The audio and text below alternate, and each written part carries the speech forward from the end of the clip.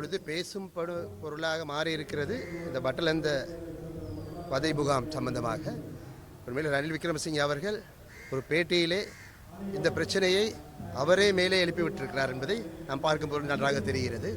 ஆகவே இந்த பட்டலந்த முகாம் சம்பந்தமான சரியான ஒரு விசாரணை எடுத்துக்கொண்டு அதனூடாக தெளிவான ஒரு நிலையை இந்த அரசாங்கம் எடுக்க வேண்டும் என்று நான் கேட்டுக்கொள்கின்றேன். அதேபோல் கடந்த யுத்தத்தின் போது காணாமலாக்கப்பட்டவர்களையும் அவர்களுடைய விஷயத்தையும் சரியான முறையில் தெளிவான முறையிலே இந்த அரசாங்கம் வெளிக்கொண்டு வர வேண்டும் என்று நான் இந்த அரசாங்கத்தை கேட்டுக்கொள்கின்றேன்.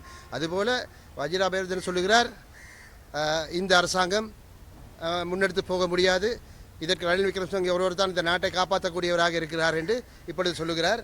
ஆனால் அப்படி இல்லை. இந்த அரசாங்கம் தெளிவான முறையில் சென்று கொண்டிருக்கிறது. இந்த அரசாங்கத்துக்கு நாங்கள் கால அவகாசம் கொடுக்க வேண்டும். கால அவகாசம் கொடுக்காமல் இந்த அரசாங்கத்தை ஒருபோதும் நாங்கள் குறை சொல்ல முடியாது. ஆகவே அவர்கள் செய்யும் நல்ல விடயங்களுக்கு முழுமையான முறையிலே ஜனநாயக தேசிய கூட்டணி தலைவர் என்ற முறையிலே எங்களது கட்சி அது ஆதரவை தெரிவிக்கும் என்று நான் கேட்டுக்கொள்ள விரும்புகிறேன்.